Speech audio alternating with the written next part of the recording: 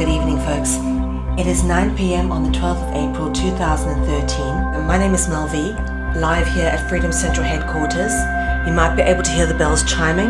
That means it is time for me to call in Jordan Maxwell, who has kindly agreed to give me an interview. And this is a unique opportunity because I've been trying to speak to Jordan for many years and get a proper recorded interview with him. So let's give him a call and see what he has to say.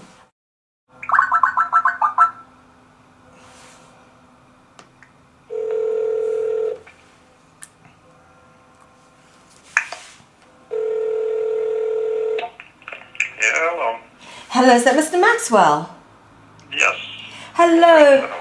Hello, Ms. Maxwell. It's Mel here from Freedom Central. Thank you very much for agreeing to speak to me this evening. I've been trying to speak to you for quite a few years now. I don't know if you've ever gotten my emails, but I just keep finding whatever ones I can on websites and emailing them, and I've never really got a reply. Well, you finally got me. Yeah, you finally. I'm so found me. thrilled. Thank you so much. Well, first off, I just want to say I've a great admirer of your work, and of course I understand you are one of the legends in occult research, and I have a great interest in this. I myself am an author, and I just want to say I have great appreciation for everything that you've put out there, but also for your interpretations and further sort of presentations of Manly P. Hall's work, which obviously I'd love to discuss a little bit more about tonight. But Manly P. Hall was a close friend of mine, and he was one of my teachers. I had about 5 different people in my life that were, instrumental in guiding my work and my life. And Manly P. Hall was probably one of the most important. And when he passed away, he left me a gift that I was not expecting. It was all of his research journals, the entire collection from the day he started writing till the very last one, is a magnificent set of research done by Manly P. Hall over his entire lifetime, and he left it to me. And I was absolutely shocked that that I would be given such a thing from such a famous and wonderful man. So it was just a tribute to our friendship that he gave that to me, and he's been a very big, inspiration to me and helped me a lot. And as I said, I knew him personally, and I used to go over to his home, and even after he passed away, I spent time with his wife visiting her, and so. But he was not the only one, but he was one of the most important ones that helped me to develop my thoughts. On my work. Okay. Magnificent man. Yes, indeed. I'm fascinated with this work. But while we're on this, would you please tell me who the other people are? You said you've had 5 people in your life who've influenced you hugely. Yeah. Well, the other one was outside of Manly P. Hall was Dr. Gene Scott was a very big impact on me. No longer, his work is no longer available to the world. It's been, when he passed away a few years ago, his wife immediately pulled all of his work, which was monstrous. He had a huge website with thousands of hours of lectures and articles and videos, etc., of his lectures. He was a Christian minister, but he was the only Christian minister that I've ever met, that I knew of, that I had any respect for at all. But he was an extraordinarily brilliant man, and I didn't necessarily adhere to all of the Old Testament articles that he was talking about, but they were so incredibly well presented. Everything he ever presented in his work was so so well detailed, and his thinking was just brilliant. Of course, he had 2 PhDs from Stanford University, and he had the background to all the languages, and so he was just astounding. As a Christian minister, I thought that there was nobody in the world like him.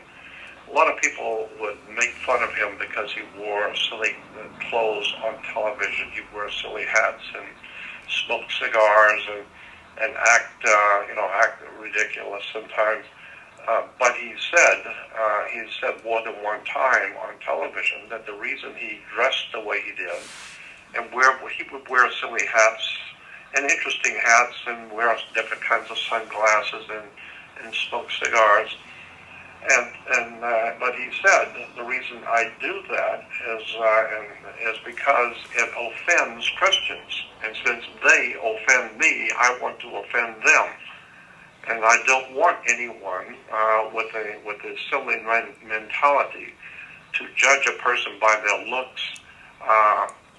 And so I dress the way I do and I act the way I do so that people who are ignorant will not watch me.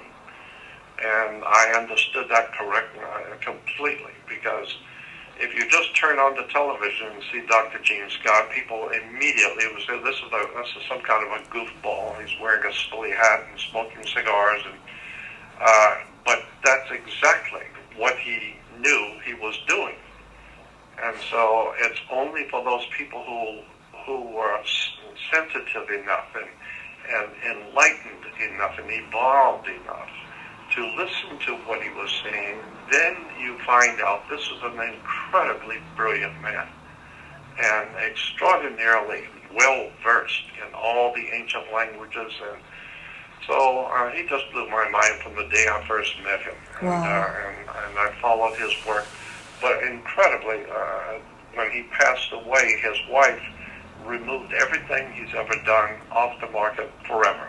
So nobody will ever again be able to, learn from a profoundly important man as Dr. Gene Scott. However, I made it my business to download and buy everything he ever did. So I have virtually every video and every lecture and every book and everything he's ever done. I have it all, and it's all digitized, and that's countless thousands of hours of his lectures and books, etc. And so I listen to them all the time. But I think what a travesty for his wife to pull everything off the web so that no one will ever hear of his work again. For sure. But at least I get it. So that was, at least I have it. So I want to make it. I want to make it available to the whole world. What I was thinking about doing is I've got a terabyte of lectures, videos, audio lectures, thousands and thousands of hours, maybe as much as 7,000 hours of all of the great teachers that have in my lifetime, all the great masters and teachers and lecturers and scientists and all that they have ever done. It took me many years to collect it all and a lot of money to collect it all, have it all digitized and put into a terabyte. But I have all of the great minds, all of the great teachers, everything they've ever done. I've collected it all. And I've often thought I'd like to make that terabyte available to the whole world. So I might do that pretty soon.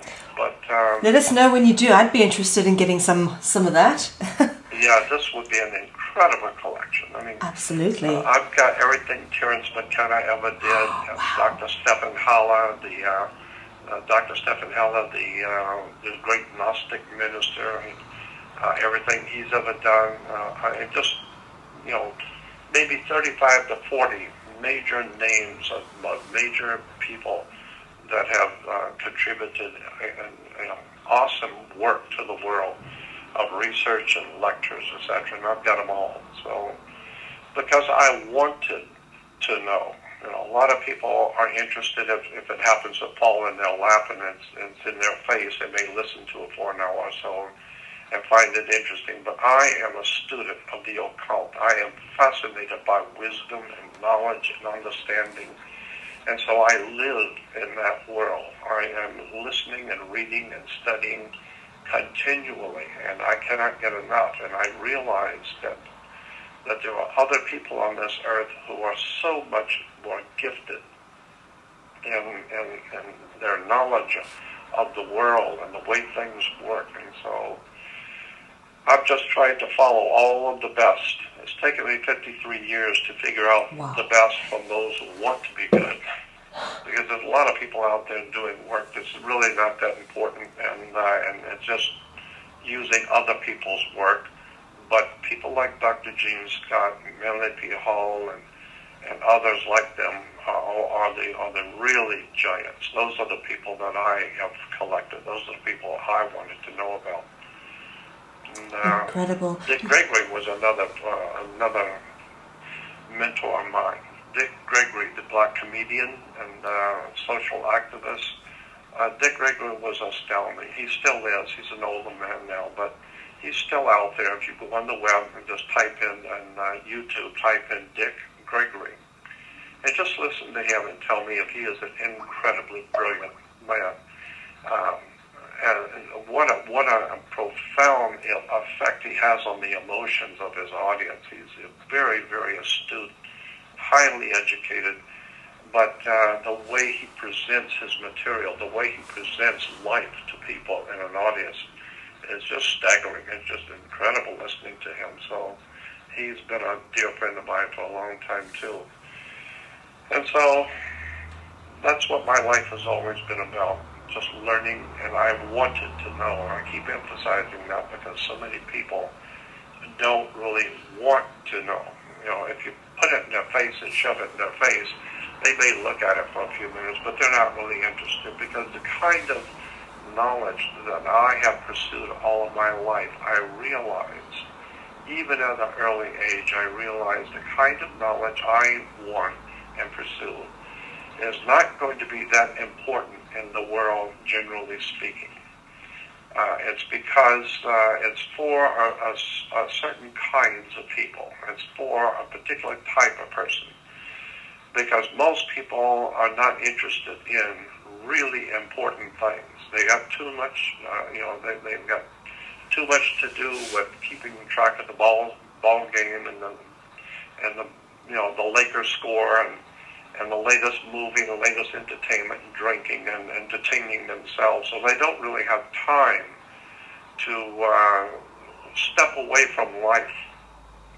Step back and step away from the everyday life and start really concentrating on who are we, where do we come from, where are we going when we leave this world, and what is our life really all about, and where do we come from. So, of course, in schools today around the world, history is not important. Social histories are not important. Religious history is not important.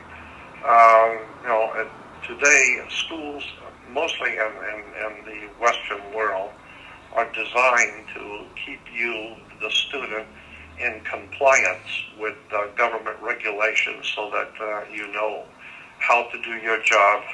Like Dick Gregory says, schools teach you how to make a living, but they don't teach you how to live. They don't teach you anything. They teach you how to put the screws in, and whatever job you're going to do, they train you for your job. Outside of that, you're not supposed to think very much about anything.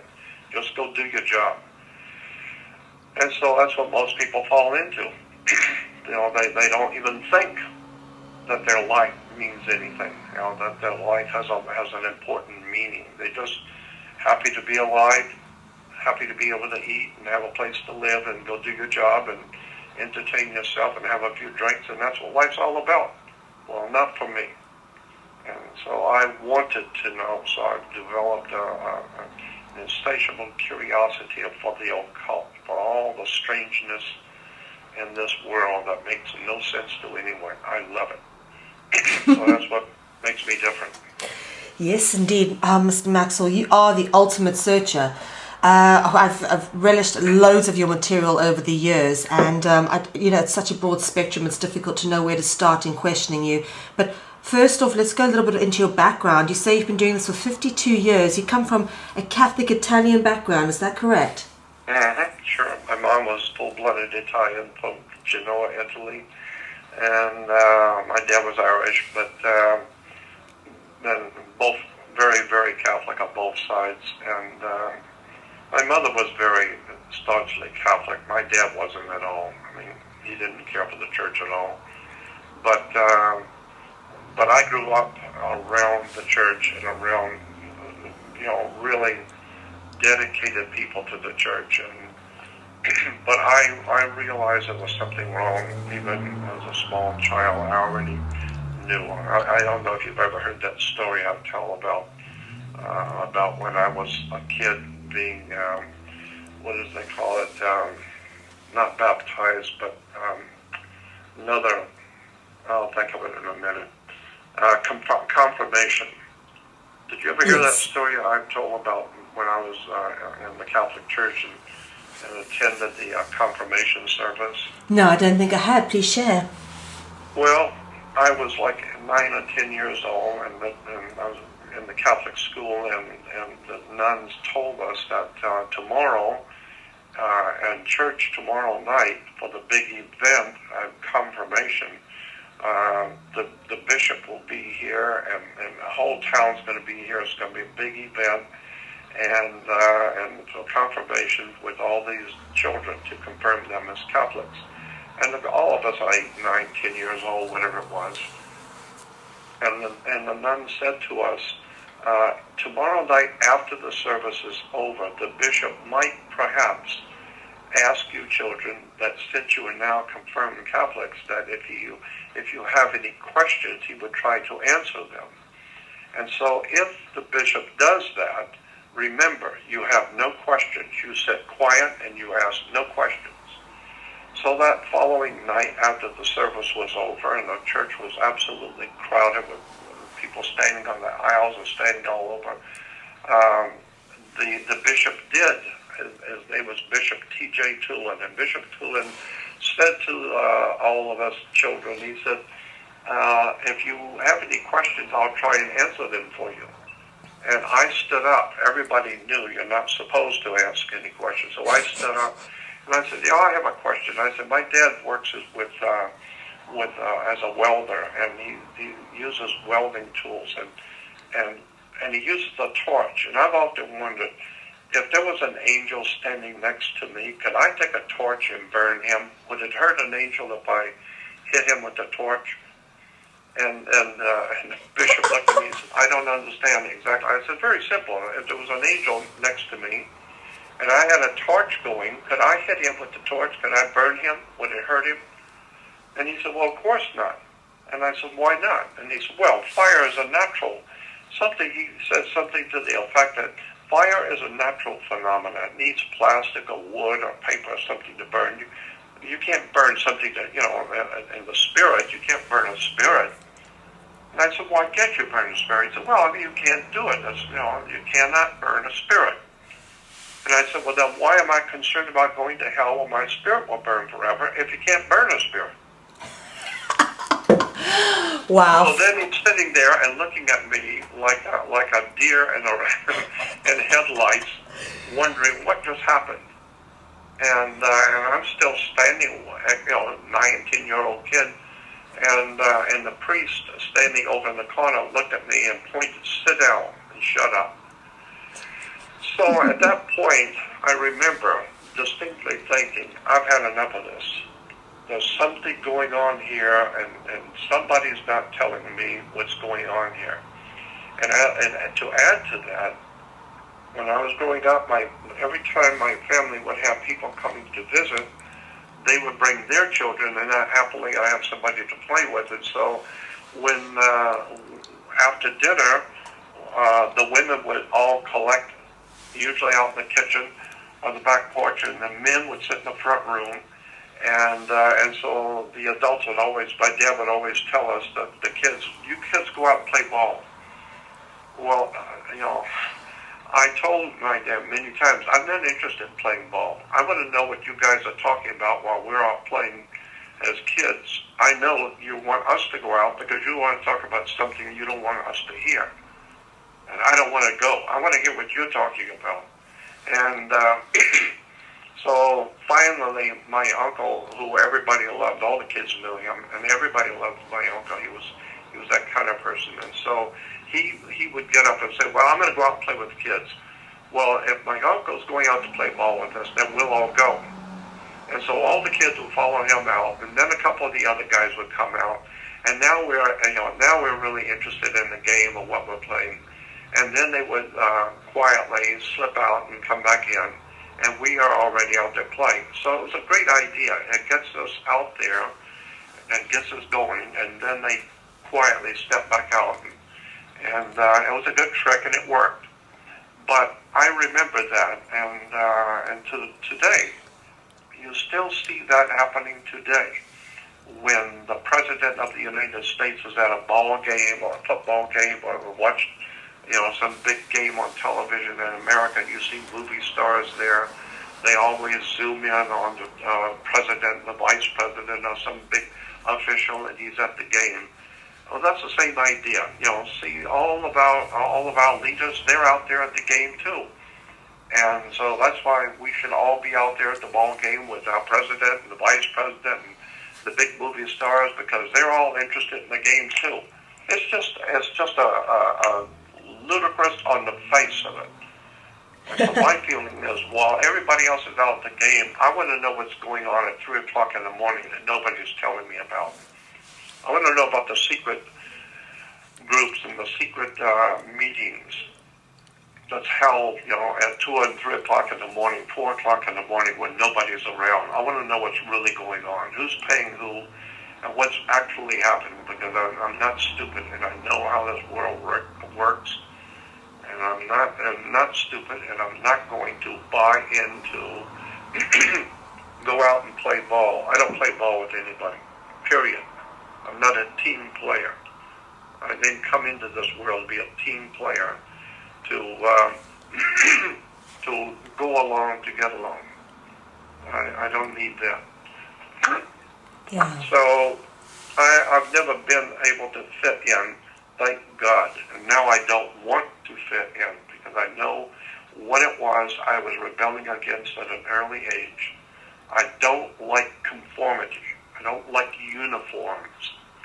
People become very, very bad when they have uniforms. I mean, they take a lot of criminals and bad people to start with, but my God, when you put a uniform on them and give them the imprimatur of government and give them a badge and give them a gun, now they're still a criminal. They're still the same people they always were, but now they got a badge. Now they got a gun. Now they have the imprimatur of government. And now you are going to pay, because they've never been able to get a job anywhere. They've never been worth anything. They've always been criminals and ignorant.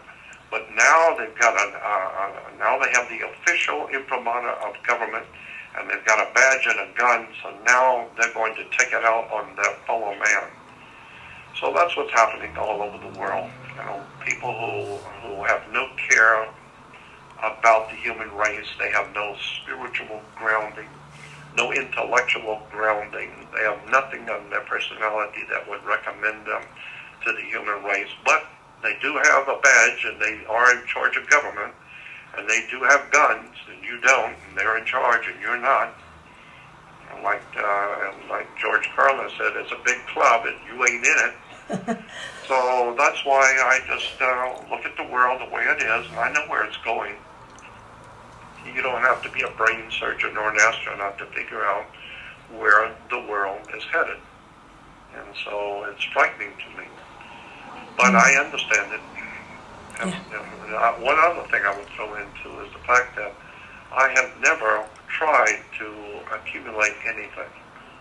Even at a young age, when I was asked by adults, what are you going to do when you grow up? I said, nothing in this world. I don't want a home. I don't want marriage. I don't want a new car. I don't want a job. I don't want none of it. Period. There's nothing in this world I am interested in at all. Period. And that's always been my feeling. I'm fascinated with knowledge, with the dark secrets of the world, how the world came to be, what's really going on the earth, who really runs this planet, where did we come from, how did we get here, who are we, and Those are the kind of questions that I've asked myself all my life. And happily, I wanted to know. So I have been in the company of brilliant people. Most of my life I've been in the company of extraordinarily interesting and brilliant people who have done work, who are masterful researchers, and writers, and authors, and lecturers, and teachers. And then I've also been in the company of incredibly important people in the dark side. I've sat with mafia officials and mob people and all kinds of politicians and industrialists, and so I've seen the gamut. I've run the gamut. I've seen it all. I've been around the world many times speaking on my subjects, and I just look now over the past 53 years of my life and pursuing what I do, and I'm just fascinated with how much the world does not know what's going on. It's just an incredible story. Yes, Banks indeed. don't do what you think they do. Governments aren't here to do what you think they do. Commerce is not what you think it is. Nothing is what you think it is. Nothing. And when you finally wake up to realize that you don't know anything, that's when it gets scary. You start thinking deep thoughts, and so that's what I do. That's who I am. Oh, thank you very much for all of that. Obviously, let's dive straight in. You touched on that a little bit. What is, in fact, the darkness behind the power structure? Let's look exactly what you think that is. Is it some kind of reptilian force working through the Catholic Church? You know what? I brought David Icke to America back in early 1992.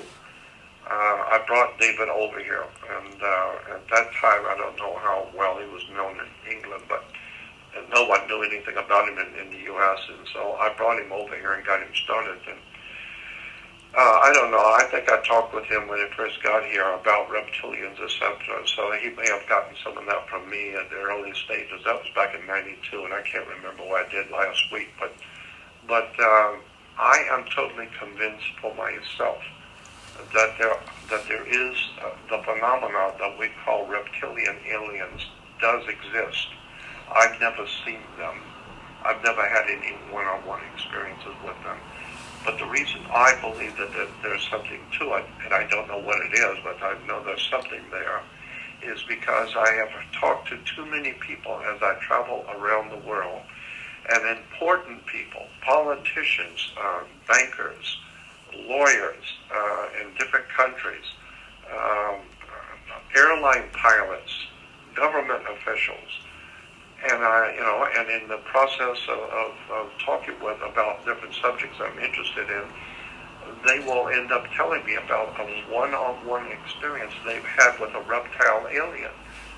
Well, I have to assume that hearing so many stories from so many people around the world in a private conversation, telling me things which I have heard over and over from so many other people around the world, that I have to believe that there must be something to this. Thank God I've never seen one, but I wouldn't be a bit surprised if there's something to it, because I've heard too many good people. And one thing I've always thought when I hear these stories is that you can say that these people are crazy, but if the same people that are telling you about their experience with a reptile alien, if those same people were to go into a court and swear out an affidavit that they saw you kill someone, or they saw you do something which is a felony crime, which you can go to prison for many years or lose your life, and they go into a court and swear that they saw you do something, the court is going to take their testimony. They may be lying, but their testimony will stand, and you will have to prove yourself innocent, because they are saying they are an eyewitness, and the court will take that. The court will accept their witness to something, and if they're proven in court to be a liar, fine. But the court will accept it. So my point is that if a well-grounded, intelligent person in this world makes a statement that they have seen something and that it happened to them, you cannot say that that person is crazy because you don't know. And if he says something about you to a court, the court will take it, and you're in trouble because you're going to have to prove that he didn't see it. So in this world, I have learned that if you're in the presence of intelligent people, well-grounded people, and if they say that they've had an experience, I am not the one to challenge it. I've had way too many experiences of my own to not know that this is a very strange world we live in. This earth is not what you think it is. So that's my feeling. Yes, indeed.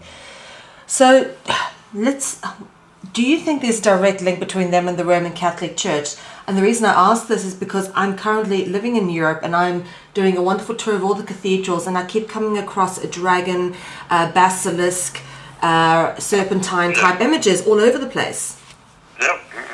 And I actually didn't finish answering your question because I forgot what it was. Oh, bless. But let me go on and finish your last question. I am totally convinced that there is a spiritual presence on the earth of other life forms that not necessarily are in physical form. Because I know I understand enough about energies and frequencies and energies and the electrical frequencies and gravitational force fields, which are there. You can, if you have a set, you can turn on the television and they'll see movies and sound. Where does that come from? Well, it's in the air. And so there are movies going on all the time in the air by the thousands. You just don't see them. But if you have a television set designed to pick up that frequency, you can see movies and hear and hear music. So it doesn't mean that just because you can't see it, it's not there. Well, the same thing is true, I believe, and that there are spiritual powers on this earth who are highly intelligent, who have come here from somewhere else out in the universe. That's the way they exist. We exist in a three-dimensional world. Maybe they exist in a 10-dimensional world. We don't know what's out there, but I am totally convinced for myself that there is an existence on this earth, life forms. They are some of them are profoundly evil, but it may not be evil as in the way that we think of evil, because maybe these entities from wherever they have come from out there, maybe thousands of light years away, and they've come here, maybe they're not evil as such. They are what they are. I mean, it's like an insect and an animal or a snake. They're not evil. They just do what they do. When you see lions jumping on a small animal and killing it, the lion is not evil as such, but that's what lions do. And scorpions, when they sting someone, they kill them. They're not evil. That's just what scorpions do. And so it very well might be that these entities who have come here probably millions of years ago, and probably millions of years in our past, we have had entities here, both physical and spiritual. So I'm totally convinced for myself that we humans today are living on this earth with all kinds of life forms from out there that are here. They're just smarter than we are, and they have a way of cloaking themselves so you don't see them. Well, all of the ancient religions of the world talk about spirits and entities and poltergeists and demons and devils and angels, etc., etc. Well, ask any 8-year-old, where does an angel come from? They don't come from Los Angeles. A child will point out into heaven. The angels are out there in heaven. Well, yeah. Well, where is God? Well, God's out in heaven. They'll point out into the sky. Well, I got news for you. If angels are smarter than humans, and if God's smarter than we are, and they're out there, then they're extraterrestrial. They're not from here.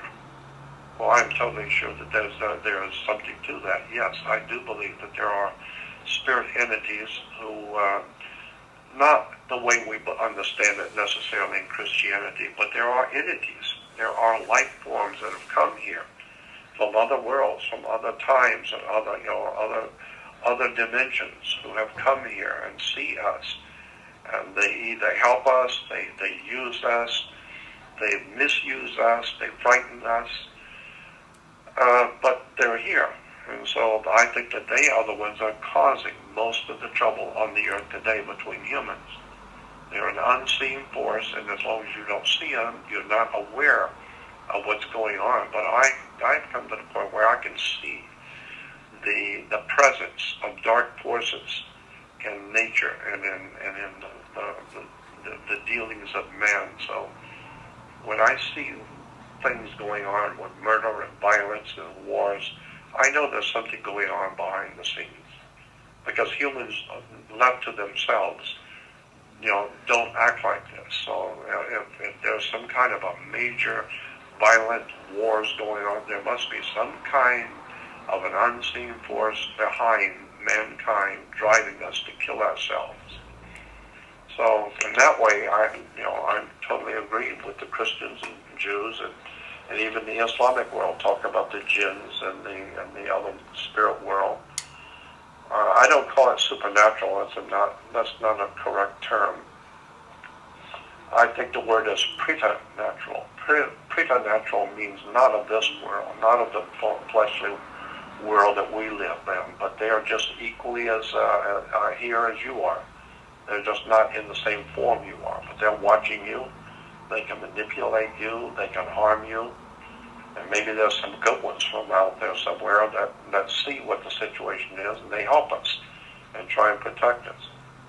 And I've got reasons for believing that because I've talked to a lot of people over the years and heard a lot of stories on both sides. I can tell you some really interesting stories from very, very famous people that I've talked to about this subject. And so that's my feeling about what's really going on behind the scenes of this world. I think we are being manipulated by other world intelligences. So that's that. Well, since you mentioned it, would you mind sharing any of those stories from any of the famous people? Can you?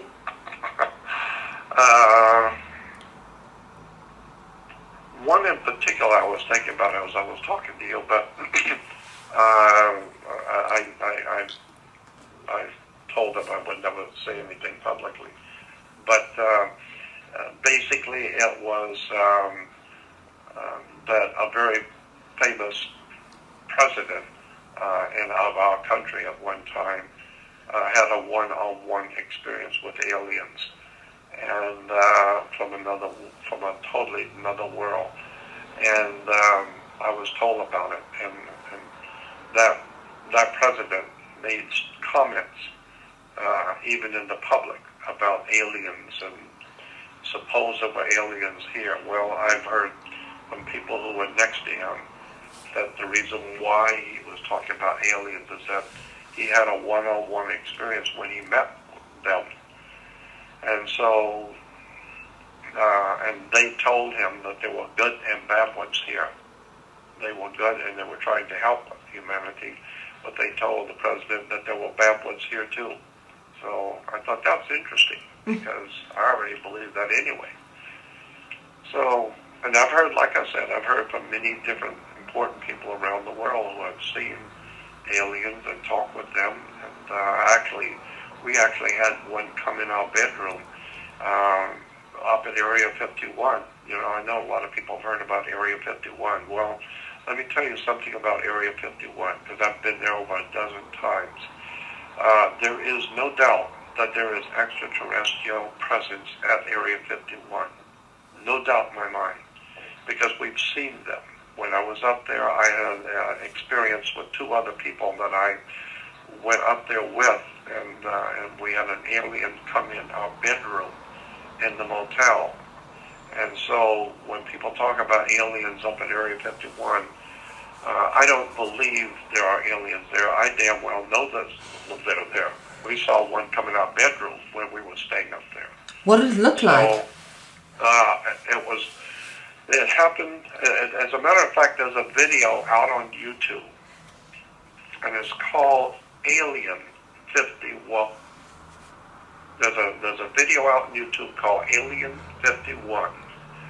Go onto YouTube and find it with Jordan Maxwell, Alien 51.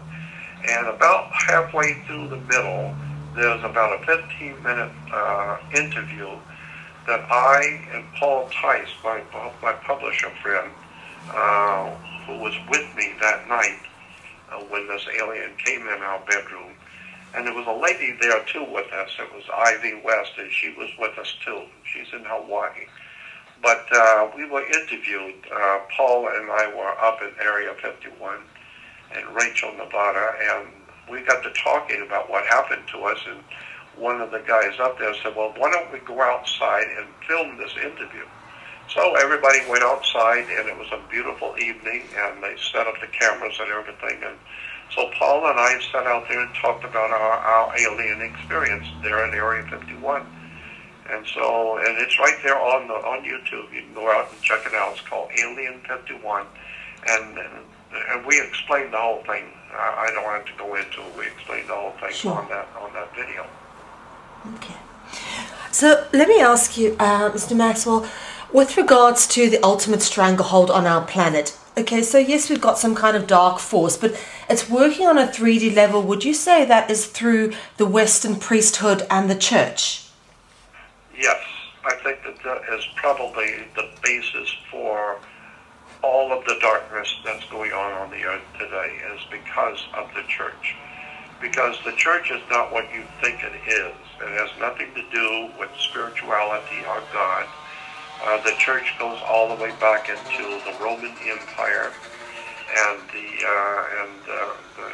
Phoenician, Canaanite, Ugaritic, Syrian, ancient gods of the ancient Middle East, and then from there you can go back even further into the Sumerian, the Akkadian, the Babylonian empires, and all of this is dealing with occult forces, ancient gods, etc. And it's always been a way to manipulate, exploit, and keep mankind in compliance with the gods. It's an incredible story of how the earth has evolved. And if you go back to, I was in business. I don't know if you've ever heard of the work of Zechariah Sitchin. Yes.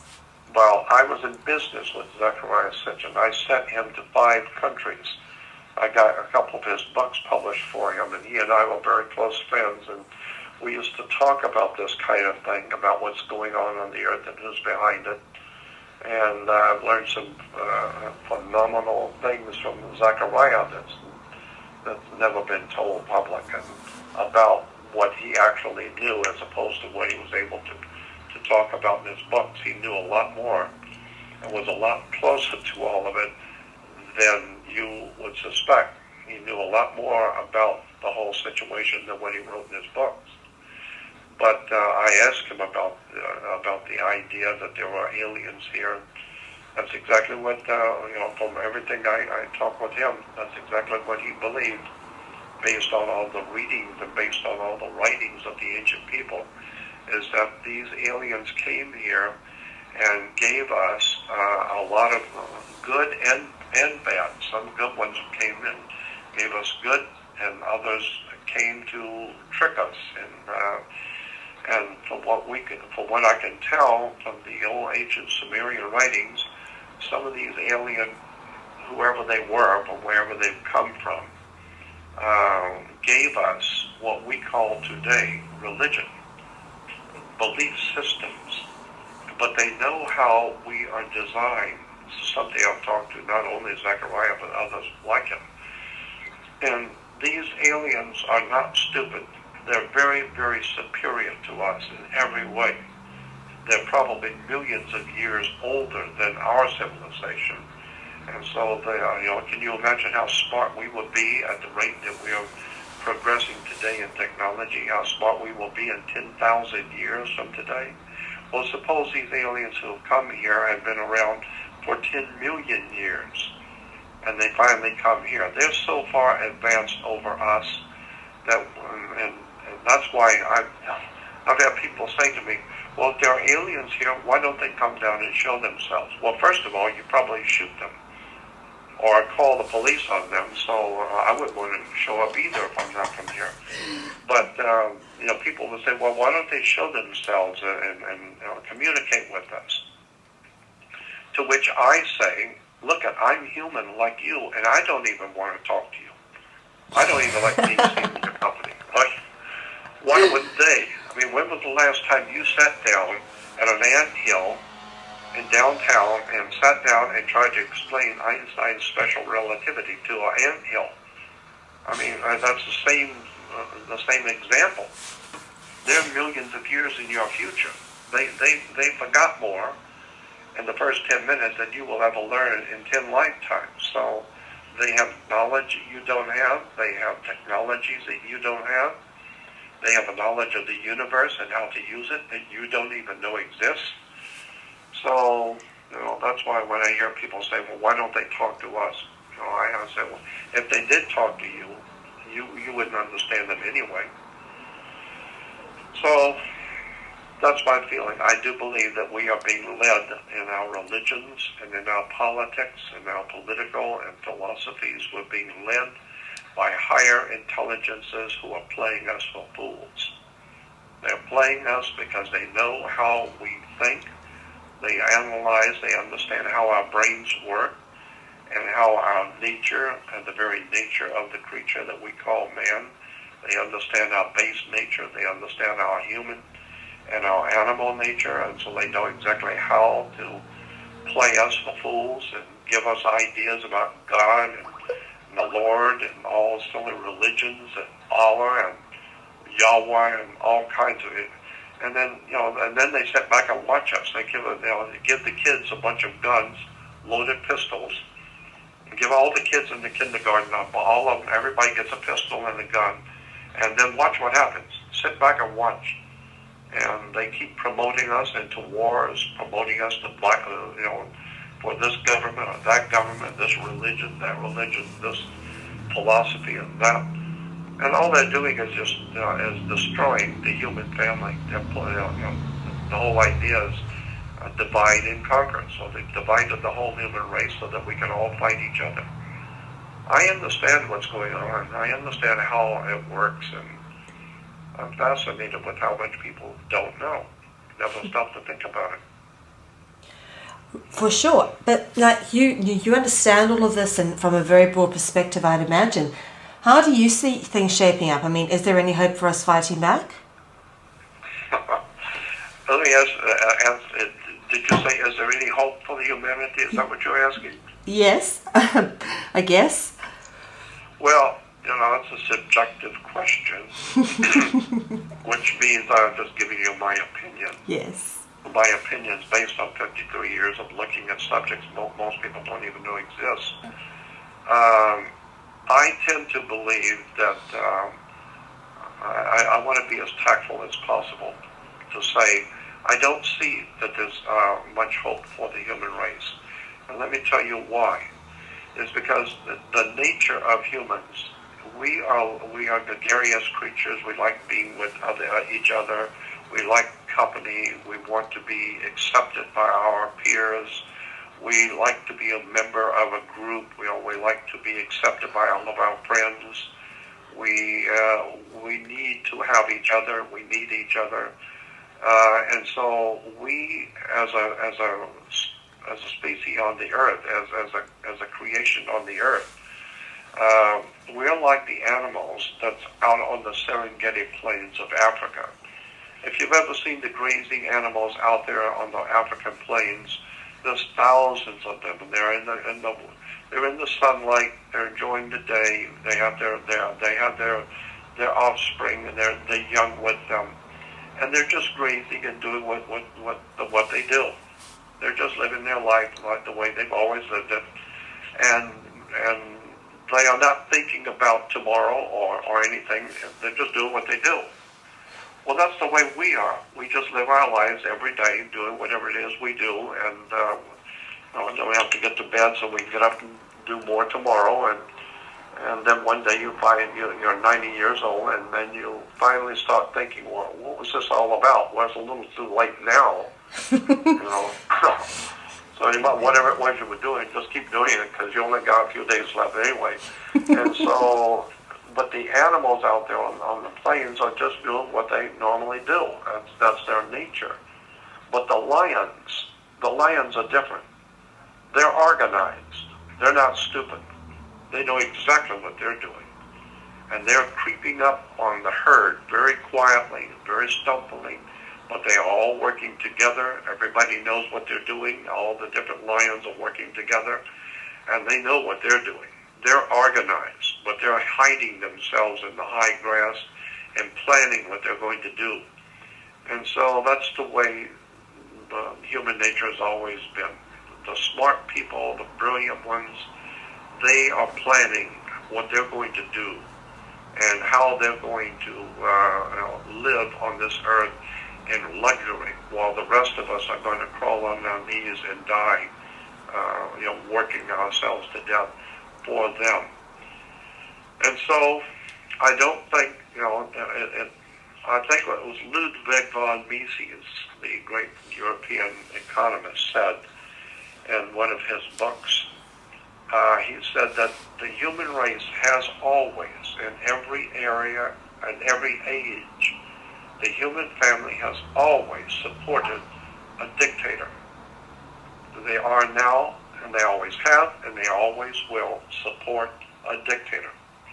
And the reason why is because that's the nature of humans. We grow up with a baby respecting our parents. Our parents tell us what to do as little kids, and then as we grow up, we find out the police tell you what you can do, and your teachers tell you what you can and can't do, and the politicians and the religious leaders, and everybody tells you all your life what you can and can't do, and they teach you in school to shut up and do what we tell you to do, so that by the time you reach 18 and you become an adult, you have finally learned what to kiss and when. You know what you can't do, and you cannot do this, you cannot do that, you're not supposed to do this, it's not socially acceptable. And so from that point on, the dark forces of the world can manipulate and exploit you because you don't even know what you're doing. All you're doing is just going along with what everybody else is doing. But not me. I don't feel like an animal out there in the Serengeti plains. I know there are lions out there. I want to know where they are, and I want to know what they're doing, and I want to make damn sure I'm nowhere near when they make their move. And so I'm not a team player. I know what's happening. I know why it's happening, and I know these things because I wanted to know. Most people are not interested to know. So. Well, what I would say, Mr. Maxwell, is there are more people who are actually becoming interested in this knowledge because of people like yourself. And this is why I guess I'm a little more hopeful, because I do see every day more and more people picking up books, watching videos, watching perhaps things that you've done in the past or that other people have done, and learning. There is definitely a growing amount of people who are learning and also shifting that need to be accepted. You know, that whole ego paradigm that you've just described. I do see a lot of people moving out of that now, not feeling the need to fit in because they realize it's just groupthink mentality. Yeah, I always say in my lectures that the only light at the end of the tunnel is a train coming. That's funny. And then I just a couple of days ago I was speaking at a conference here, and they brought that up. One person in the audience said, "Well, Jordan, there's a lot of people awakening now all over the world." And I said to them, "Yes, that's what happens in big prisons. Every morning, all the inmates begin to wake up. But when they do wake up, they're still in prison, but now they're awake." And so that's my feeling. Yes, there's a lot of people waking up, but it's way too late. Way too late. We should have, mankind has been under an arrested development for hundreds of years, probably thousands actually. but even for our modern day world, hundreds and hundreds of years we have been able to, we had a little bit of progress made under the Renaissance when, men like Galileo and scientists and physicists and astronomers and great philosophers, started speaking out. Of course, they died because of it. The church made sure they hunt them down and kill them. But generally speaking, the human race we're like animals. We tend to go along to get along with everybody else, and everybody else goes along to get along with everybody. And so, very few. Once in a while, you will get someone who will step out of the group and become a leader and become a teacher. And all dark times of history, there's always been someone who rises onto the occasion and tries to help guide and evolve the human race with great spiritual knowledge or whatever. But usually those people are put in jail or burned at the stake or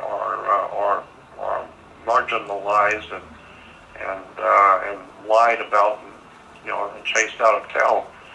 So until later on, then we look back on the great masters and say, my God, they were brilliant people. I said, yeah, but you know how they died? They died, the church burned them, or they were shot, or they died in a prison somewhere. That's what we do to the truth and the light. That's why Jesus, Jesus said in the Bible, I am the truth and the light. Well, look what happened to the truth and the light. That's what the scripture says, the slave is no greater than the master. What they've done to me, they will do to you. That's why I think the New Testament story of Jesus is a metaphor. It's not history at all. There was no Jesus. There was no 12 apostles. There was no Abraham, Isaac, or Jacob, or Solomon, or Moses, or any of those people in the Bible. I don't believe any of them ever existed. I believe the whole Bible, including the Old Testament and the New, but especially in the New, is a metaphor. It's a symbolic story telling you about the war between ignorance, stupidity, and darkness, and the light of the world. Iousis. In the Greek, the word for the sun was Iousis, I-E-S-U-S. And you can interchange I's and J's, and J and I is interchangeable, so then you put in a J, it becomes Jesus instead of Iousis. So Jesus is God's Son. That's right, S-U-N. Therefore, God's Son is the light of the world. Well, of course, the sun is the light of the world. What else lights the world if it's not the sun? And of course, the sun has 12 helpers that bring the truth to light. Well, the 12 helpers are the 12 months of the year, the 12 signs of the zodiac. And so, one of the signs of the zodiac is Virgo, a virgin. So, God's Son, S-U-N, is born of a Virgo, born of the sun, or born of a virgin. And so I just believe that the whole entire New Testament is a metaphor. It's a symbolic story telling you something, and unfortunately, everyone hearing the story has completely missed the point. They've taken the New Testament as history and have totally missed the whole point of the Bible. So I believe it's a profound story, but nobody's ever heard it yet. And so that's what I'm trying to do, is I'm trying to awaken people to tell you that, there was no Jesus as such. It is a story. That's what the Bible's called the greatest story ever told. It's not the greatest collection of historical facts. It's the greatest story. It's a metaphysical, symbolic, metaphor story of the war between light and darkness. And the prince of darkness, his name was Set, because it gets dark at sunset. And, I could go on for hours on astral theology, but that's basically the story is that the New Testament is a metaphor. I would like to tell anyone listening, that I have a radio show I'm doing called Jordan Maxwell Show. Very simple. Not hard to remember. Jordan Maxwell Show. And it's all free. You can download them and listen to all you want. I have an incredibly interesting guest, and And I get involved with a lot of strange people, so you might want to listen. We'd love And, to. yeah, just a very simple Jordan Maxwell show, and it's all free. Download and listen to all of it. We've got some really interesting, strange people coming on my show. I bet. I wanted to know, you've often spoken about in various interviews, I've picked up that you've had certain guides throughout your life when you've been in trouble, voices or some things that have prompted you to move out of danger's way. Do you know who or what race those guides are? No, I have no idea. I don't. All I know is that they're here. I see them. I have way too many times I actually see things, especially at night in my bedroom. If I wake up in the middle of the night, it doesn't happen. If I stay awake, it doesn't happen. But if I fall asleep in a dark room and I wake up in the middle of the night, there'll always be some sort of an entity in my room, and I see it. And so it used to, when it first happened many, many years ago, it scared me because I couldn't believe I was actually seeing strange entities that were glowing in the dark, kind of thing. Or if there was some light coming through the window, it would reflect off of these entities, and they look, every time they look different. But it scared me. But now I understand what I was seeing. Now I understand what I see. And I believe that there are spiritual entities, for lack of a better term, spiritual presence protecting me while I sleep. I think that's what's happening, is that they only come when I'm asleep, and they're protecting me when I sleep. So that maybe it's because when you're sleeping, you are left open to these other spiritual entities because you're totally out now. And so they can move in on you, they can move into your brain, they can move into your mind, they can give you horrible dreams or communicate with you or whatever it is. But it's as if there are spirits here who are protecting me while I sleep. Wow. That's my take on it anyway. That's what I think. And I have had some really off-the-wall experiences in my life. I bet. Yeah. So, just for people who are maybe perhaps coming into this information from not such a knowledgeable point of view, could you just give us the basic power structure and the breakdown from sort of top to bottom in the most basic way you can, if you don't mind? Well, I think that if you go back into history, as far back in the history as you can go, that we have anything recorded that we know of, probably 6,000 years, 7,000 years, you will see that the kings and rulers of warlords and all these people that were leaders of the ancient world were always considered not only to be the kings and the princes, but they were also the connection for the people to God in the heavens. So the kings always represented the powers on earth, but they also represented God.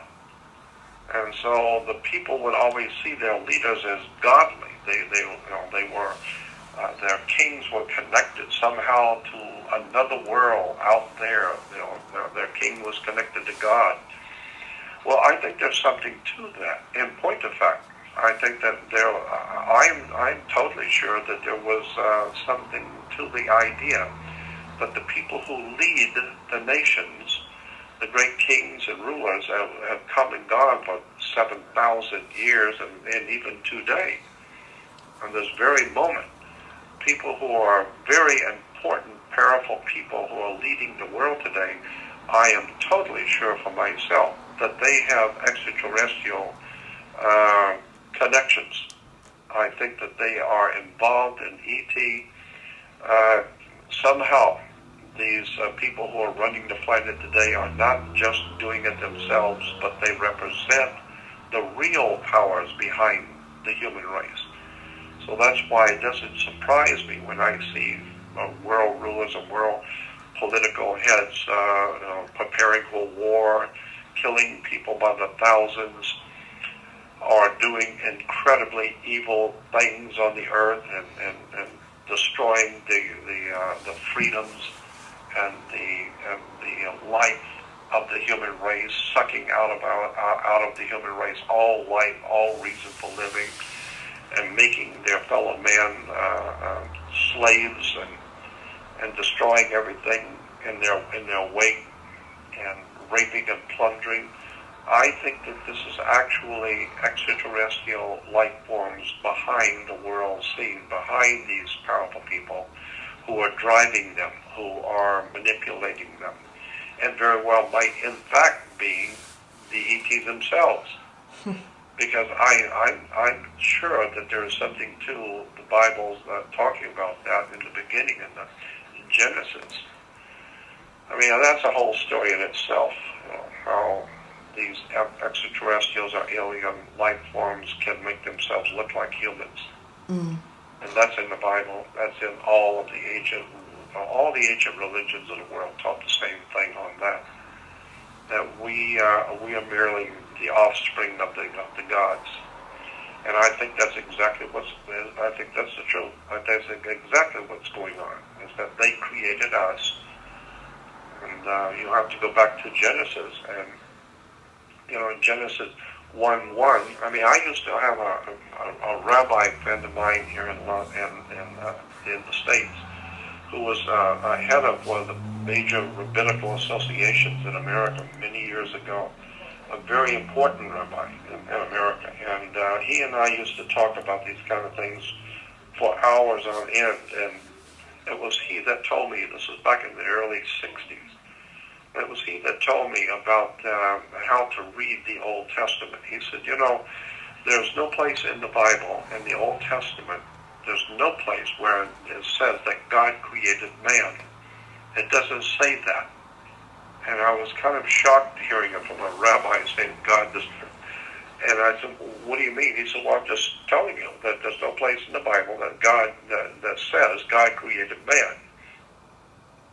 So he explained to me, he said, go back and read it correctly. And the scripture says, first of all, you need to understand that in Genesis 1:1, the very first scripture in the Bible is incorrectly translated in English. In the English King James Version, it says, in the beginning, God created the heavens and the earth. But that's not what it says in the original text. In the original Hebrew, it doesn't say that. It was, the English translation of the Bible. The English translators were brilliant on the King's English, but they didn't know that much about ancient Hebrew and Greek. So they made some mistakes in their translations. And he said the word in Hebrew for God, E-L-L, is a word for God. But in fact, that's not the word. This is 1:1. In Genesis 1:1, the word is Elohim, not El. Elohim means more than one, in the plural. That's what it means. So any rabbi will tell you, in the beginning, Elohim created the heavens and the earth. As it reads in Greek, as it reads in the Hebrew, Elohim is gods in the plural. So the correct translation of Genesis 1:1 should be, in the beginning, the gods created the heavens and the earth.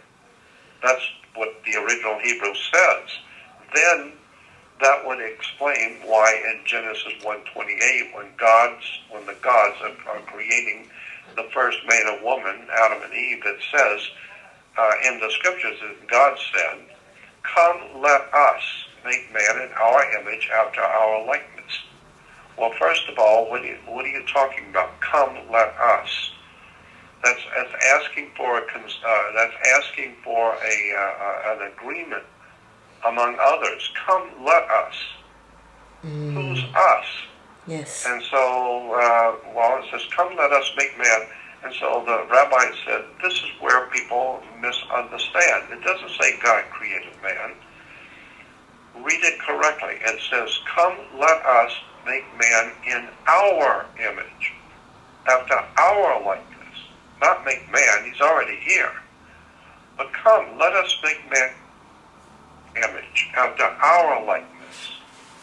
And so and that it's basically saying that the man already here, but that somebody came here, whoever these Elohim, the gods were. They saw the indigenous creatures that were here. We call them hominid creatures. We're still finding, we're finding the skeletal bones of ancient people that look similar to us, but not exactly the same. And then all of a sudden, there's us. And we're writing beautiful music and making lasers and TV sets and going to the moon. Where did all that come from? For thousands and thousands of years, people have lived like nomadic lives and barely scraped out, food to eat and stay alive. The best they could do was war with each other and fighting each other and rape and plunder. And then all of a sudden, we're making TVs and lasers and going to the moon and writing beautiful music and high technology. Where did that come from? My God, we're a totally different kind of creature down this earth than what was here for 7,000 years. Well, it's because that's what the scripture says in Genesis. The Elohim said, "Come, let us make man in our image, after our likeness," meaning they intervened in our natural evolution. Somebody came here from a way far away, like the movie says, a long time ago, far, far away. Somebody came here and saw the indigenous creatures on the earth and decided to procreate with them, cross genetics experiment, and create a new kind of creature. And they called him Adam, A-D-M. We put another A and call Adam. No, it wasn't Adam. The Hebrew word is A-D-M. And A-D-M is a special kind of creature. And so there's a word in Hebrew for man, which is Ishi, I-S-H. Ish or Ishi is man. But the Bible doesn't say that the gods created Ishi. It says that God created A-D-M, Adam. Adam simply means in Hebrew a different kind of creature, an Adam. So we put another A into it and call it Adam. No, that's not Adam. It's Adam in Hebrew. And it means a different kind of creature. So what I'm saying is that, boil it all down to, somebody came here a long time ago, took a look around, saw the indigenous creatures, and said to themselves, "Come, let us make man in our image, after our likeness. Let's crossbreed with these creatures and put some of our DNA into them, and let's see what she gives birth to. Let's crossbreed with some of the females and see what she gives birth to." And so I talked with the rabbi many years ago. I said, well, maybe it was an experiment, obviously. Whoever came here, they were experimenting to see what they could come up with. Maybe their first experiment screwed up and they didn't do it right, and she gave birth to what we today call the hominid creatures, like the abominable snowman or the Yetis, Bigfoot, these creatures who are like Neanderthal creatures, but they're smarter than they are. They're very elusive, but they're here. That may have been the very first experiments where the aliens were trying to, make a creature like themselves. And also, I think that very well might be going on now. That maybe there's some kind of a process going on right now where we humans are being mutated. We're being experimented on by extraterrestrials. Somebody is messing with our genetics. They're mutating us. We're changing again. And I wouldn't be a bit surprised if we are right now in the process of being mutated by a higher power in the universe that we don't even begin to know it. We don't even suspect what's going on. And that's why there's so much of destruction of the whole human family. breaking up of humans that live together as families, breaking that up, destroying that whole idea of man and woman, of the reproduction of life, the sanctity of individual life. All of that's being thrown out the door now. We've got a whole new agenda now, and it's a whole new man, like the communists were saying. Lenin and Trotsky were talking about the new man. Adolf Hitler talked about the new man. Everywhere you look, and in the history of politics, they talk about the new man, the new creature, the new kind of human that's going to come into the world.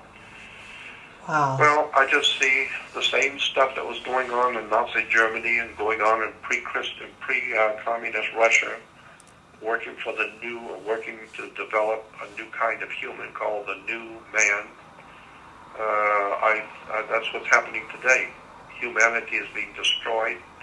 The ideas and the human concepts of family, of a normal family, and the family is concerned for the older people, and the concern for the young, and the concern of man for his wife, and to protect the family, etc. All of that's gone out the door. We don't need that anymore. That's all going out the door. We're going to be a whole new kind of communist, Nazi, fascist, SS, Gestapo, new kind of human. We don't give a damn about all this nonsense about being concerned about your wife and your children, or your husband, or your grandmother, or all of that's bull. It's all a whole. We've got a whole new creation coming into being. It's going to be very high tech. Everything's going to be very high tech. Everybody's going to have telephones connected to their brains. They're going to do everything on the computer. We've already heard so much about that, and I think that's what's happening, is that we are being mutated. The human race is being destroyed in preparation for some kind of a new existence on the earth that's coming in the next couple of 100 years. But they've got started. They got to get to start somewhere. So I think that that's what's going on today, and that's why a lot of people are being killed in wars, because the powers that be on this planet know that they're going to have to try and change the whole superstructure of the earth, the way things are. And so the first way to do that is with war, because nothing changes the world quicker than war. So I use the example that if you were the captain of an ocean liner, or the captain of an oil tanker, these massive ships. Well, that's what that's what governments are. They're called a ship of state. And if you want to be on that ship, then you are referred to as a citizen. It's called a citizenship. Yeah, and so therefore you have a sportsmanship, a courtship, sportsmanship. You got a scholarship. Everything is a ship, because the state is called the ship of state. Well, if you've got a big ship like the UK, that's a big ship on the high seas of the world. Well, if you're going to turn an oil tanker around and turn it to the left or right, you better plan that at least 8 hours before it happens. And you're going to have to start turning that massive ship very slow. You're not going to move it like a car. It's very heavy, very big, and it cannot be moved very quickly. So you better know what you're doing. If you're going to be a captain, you had better understand what you're doing. You better have all the electrical, help that you can to show how deep the water is, where the rocks are, and what you can do and what you can't do. And so if you're going to turn a ship that size, you better start 8 hours planning it, 8 hours before. So that's what's happening on the world today. Our world is being changed right in front of us, but we don't understand any of it because we don't know much about it, and besides there's nothing on TV about it. But we are being processed right now as a human family. Many areas of the world are being destroyed purposely. People are being murdered purposely to prepare for the coming generation 100 years from now that will be, in those areas. Certain places in the Middle East, you've got to get rid of the people because there's going to be a whole different kind of civilization. They're 150 years from now. But you got to start somewhere. So this is the way the world governments think. You know, Yeah. I've said so many times before, you know, big corporations like General Motors and Ford Motor Company or Sears or any of these big corporations, they don't get up in the morning and go to work and figure out, well, what are we going to do today? No, they know what they're going to do 10 years from today. You can bet on it. They've already decided how much oil they're going to need or how much aluminum or how much nickel or copper they're going to need, and find out where those raw materials are on the earth. And you better make sure that you have people in power in those countries that have those raw materials. They better be your friends. Because in 5 years from today, we're going to need a lot of copper in a certain area of the world, has it? And those people are not our friends. Well, then you better start thinking about changing the leadership over there to be your friend. So you better kill a few people and do whatever you got to do to get the leadership out of that country and get some of your people in. Who are, so it's just business. I mean, like the mafia says, there's nothing personal about this. We're just talking business. But to what end, ultimately, Jordan? I mean, think about this. When they have everything that they could possibly want, what then? Well, yeah, that's a good question. And I happily don't know the answer to it, because it is inhuman. You would think if you made so much money that you couldn't even possibly spend the interest, why would you want more? But there seems to be some sort of an insatiable desire for more that's not even human. And so I think it's probably, as I said before, I think it's probably we're being led into all of this by unseen forces. I've had some very powerful people in the U.S. government, right at the very top, tell me about their one-on-one experience with other world entities. So I know that the powers that be on this planet know what I'm talking about. The ordinary person in the street may think I'm crazy, but I know there are people in government and in industry that know damn well what I'm talking about. And I wish I could say more, but so that's my feeling. That's my experience on the earth. That's what I think, because I've seen too much not to know what's going on. You famously have said in the past that when we look at sort of the CIA, the FBI, they're all one intelligence apparatus, and when we think intelligence apparatus, we think Vatican. Would you elaborate a bit more on that? The CIA is actually a Knights of Malta, which is a Catholic Masonic order, a Vatican Masonic order called the Knights of Malta. You can look it up in any good dictionary, encyclopedia, go on the web and just type in Knights of Malta, and you will see it's a quasi-Masonic order in the Vatican. It's a Catholic order. It's not the only one, my God. There's tons of them, but it's one of the most prominent ones, is the Knights of Malta. Well, the Knights of Malta, Vatican, knighthood, the Vatican operation, during the Second World War, with Hitler in Europe, the Nazis were being promoted, feted, financed, and helped by the Vatican. The Vatican was desperately trying to protect and do whatever they could to help Adolf Hitler, because Hitler, they had in Germany. In Germany, it was called the Holy Roman Empire. When you talk about the Holy Roman Empire, you're talking about Rome. You're talking about holy. Well, then you're talking about the Pope.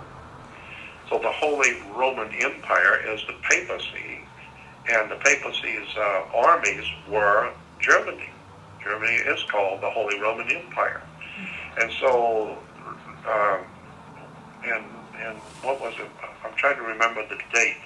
But in the New York Times, there was an article back during the Second World War, at the very beginning of it, where one of the cardinals here in America made a statement, and I have it still. I have the photocopy microfiche of it.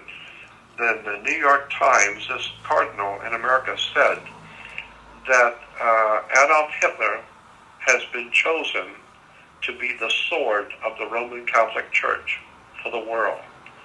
So Hitler has been chosen to be the sword for the church. So what he does, what he's doing in Europe, he does at the behest of the one who sent him. And then when you understand how the German Republic worked and the connections with the Vatican and the old Germanic Prussian connection with the Vatican and the Jesuits, and then later on, go do some homework on this, and you'll find out that Mein Kampf, the book written by Adolf Hitler, was not written by Adolf Hitler at all. It was written by a Catholic priest, a Jesuit priest named Father Stemple, S-T-E-M-P-L-E, I think it was. Stemple, S-T-E-M-L-E, Stemple.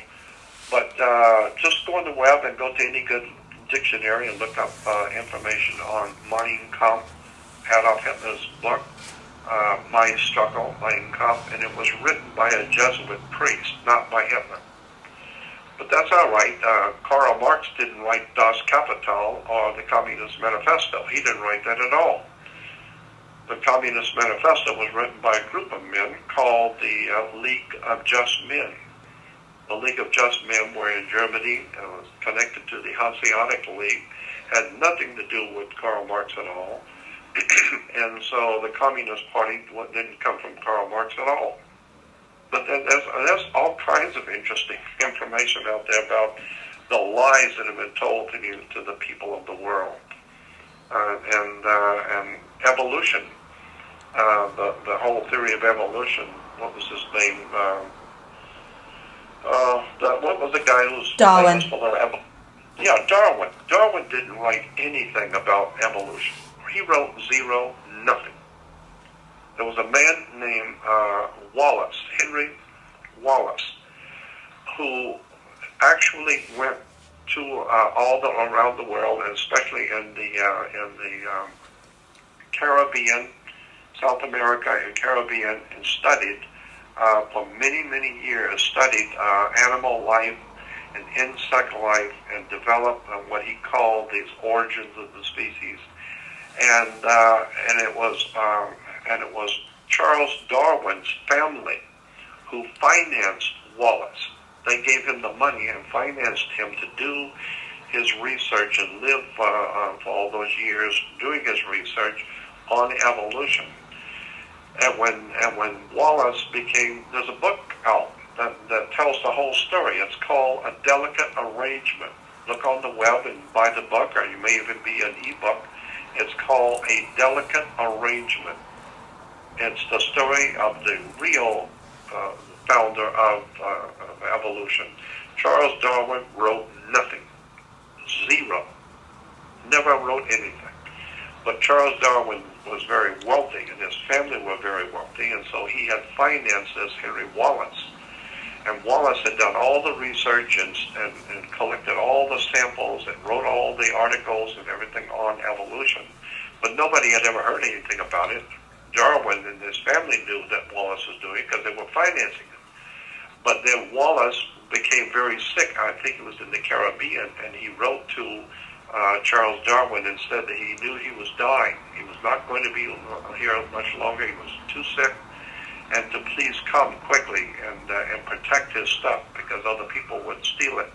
So Darwin went to his aid, and when he died there. And Darwin picked up all of his papers, all of his research materials, all of his samples, everything, and packed them up and sent them back to England. And went back to England and then published all of his work, Wallace's work, and so it was attributed to him. He said that he wrote it, he did it, so he was the father of evolution. When, in point of fact, Charles Darwin never wrote anything, period, ever, about evolution. It was all somebody else's work. Well, Adolf Hitler didn't write Mein Kampf. That was a Jesuit who wrote that. And Karl Marx didn't write the Communist Manifesto, and somebody else wrote it. Can I ask you, Jordan, what about the Protocols of the Elders of Zion? Who wrote that? Yeah, that's interesting because like everything else. There's more to that story than meets the eye. And it has nothing to do with anti-Jewish at all. It had nothing to do with any of that.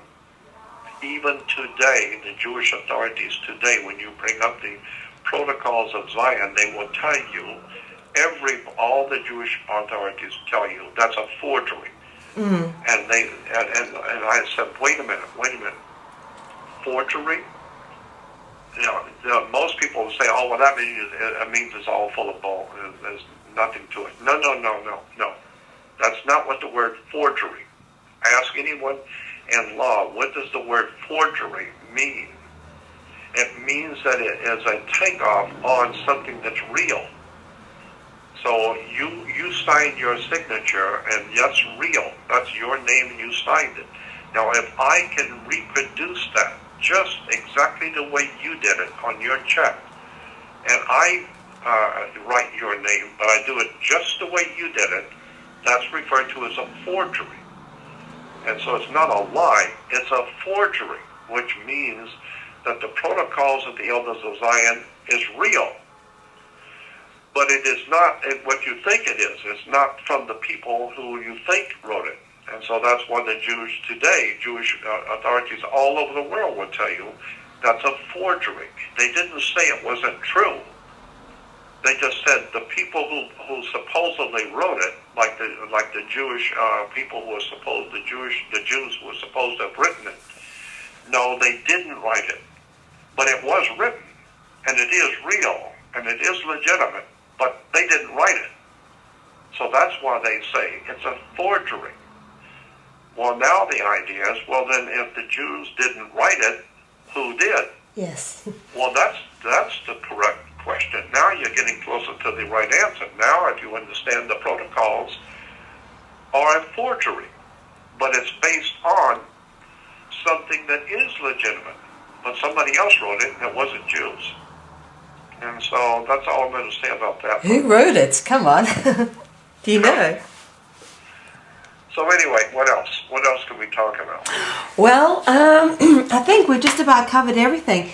And you've done a fantastic job. There is only one more question that I did want to ask you about, and that is in relation to something as a theme I keep coming up in my own research. They talk about in history or in mythology or whatever you want to call it, about St. George killing the dragon, St. Patrick and the snakes, and we've got in a little town that I'm living here in Holland called Zwolle, they've got something about a legend about St. Michael killing the basilisk.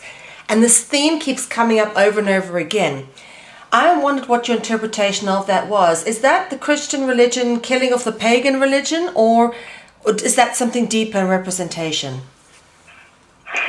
Well, I mean, I remember many years ago talking to Jesuit priests, and they mentioned in passing something to the effect that, who was it in Ireland, who was the Irish saint that chased the... St. Patrick. Yeah, St. Patrick, that's right. When you get 72 years old, I can't even remember my own name. Bless. But St. Patrick chased all the snakes out of Ireland. Well, they were saying, no, that was the Protestants. A bunch of Protestant snakes. But that was, I think, in jest at the time. I think that there's something more to this. Because as you say, this whole idea of snakes and reptiles keeps coming up in all the religions of the world. I mean, even the Hindus and the Egyptians and all the Mediterranean religions, Greece, Rome, America, that's all the religions talk about, including the Bible, the serpent in the Garden of Eden. And there's a scripture in the Bible where in Genesis where it says God walked and talked with Adam in the cool of the evening. God walked and talked with Adam and Eve in the cool of the evening. Well, the word walked with in Hebrew means crushing of leaves and twigs under your feet. So if it's at night and you hear somebody walking, crushing of leaves and twigs, you don't see them necessarily in the dark, but you know they're there. You can hear them walking.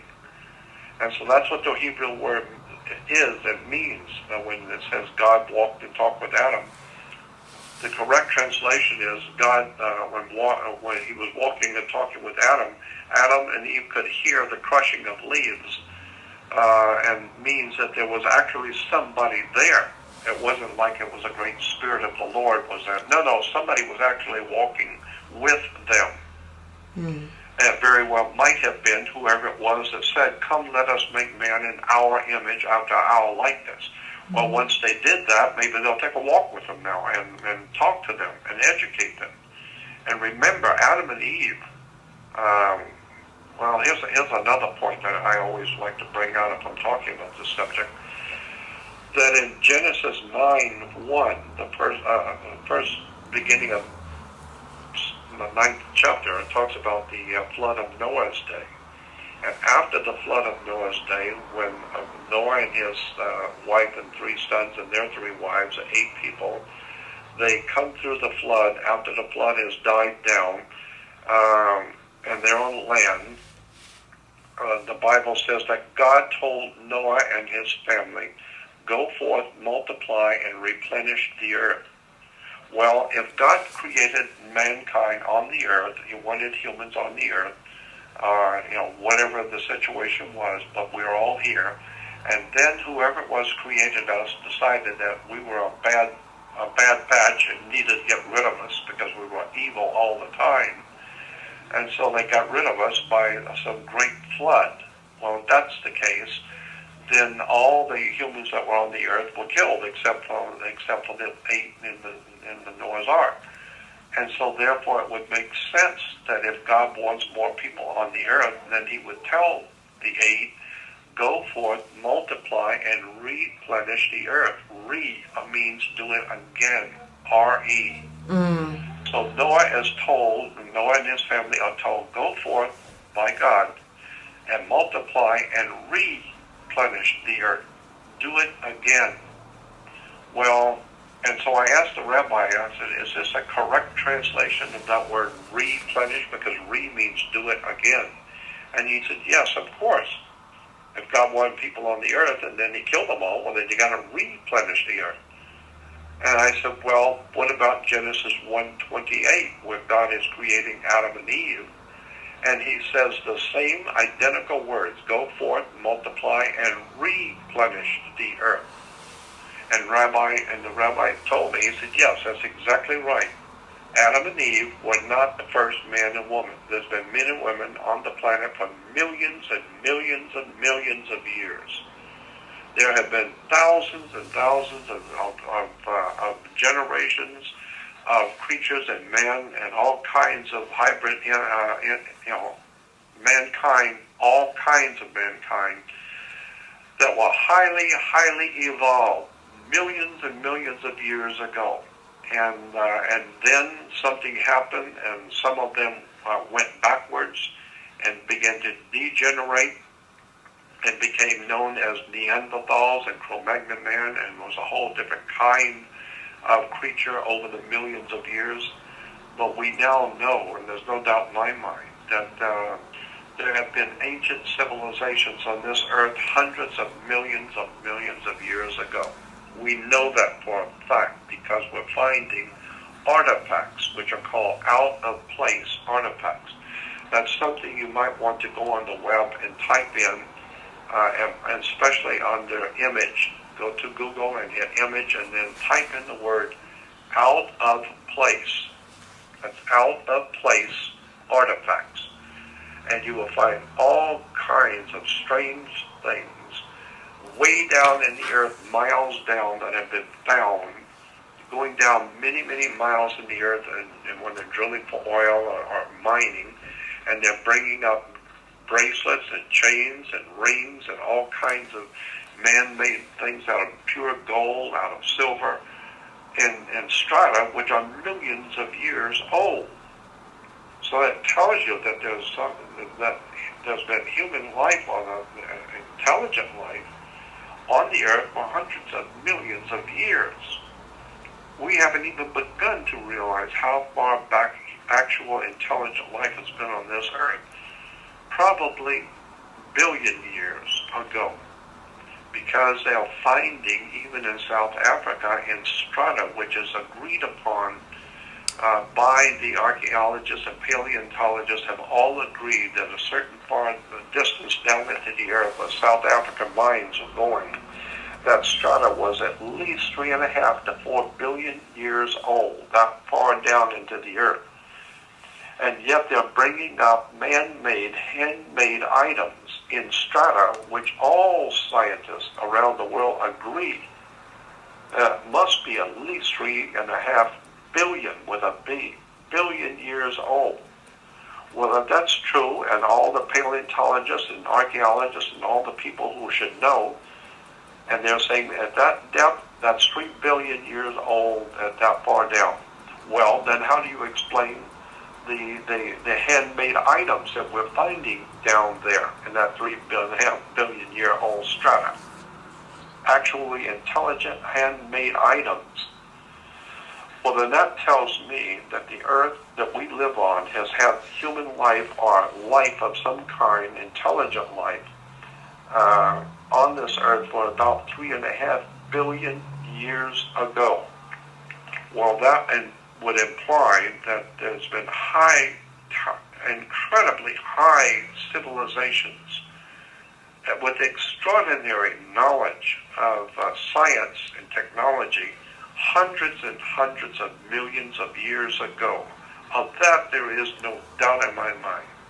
We are finding things all over the world in what is called out-of-place artifacts, all over the world, from China to all of Asia, even in the Americas and Egypt. We're finding all kinds of computers. What about that thing they found off the coast of Greece, that machine that they found that was on a sunken Roman ship? Been there for thousands of years, couple of 1,000 years, and it was on a Roman ship, and there's a damn computer. I mean, come on, somebody better answer. Where does that come from? And there was some archaeologists who were digging in China, and I forgot the area of China, but they were digging up some old graves of emperors and kings in ancient China. And this particular dynasty was anywhere, I think it was about over 400 years old, this one king in China. And they were digging up his grave, and they found in the grave a watch, and it was a Swiss watch. And you got to ask, wait a minute, a Swiss watch and a 400-year-old Chinese emperor? Well, that's a Swiss watch. What the hell is that all about? That makes no sense at all. Well, I'm just suggesting that the world might be a little different than what you thought, and that the whole earth may have been, there may be time travel going on all the time. You just didn't know it. So I just think the world around us is very, very interesting, very strange, and the more you know, the more you find out how much you don't know. Wow. But I'll tell you one thing I'm totally convinced of is that there were extraordinarily high intelligent civilizations that so far surpass the best that we've got today, the best that we've come up with on the earth today. Our best scientists, our best equipment are child's play compared to the stuff that's been around for maybe hundreds of millions of years ago that we are not privy to know about. We're not being told because it's not important. All that kind of information is on a need-to-know basis, and you don't need to know because it's a big club and you ain't in it. For sure. Wow, that's a lot of information, and I think I'm going to end it there for tonight, Mr. Maxwell, but I just wanted to say I'd love to chat to you again. This has been a most enlightening conversation. Thank you very, very much for your time. Well, thank you for inviting me. Anytime, give me a call. We can always do it anytime.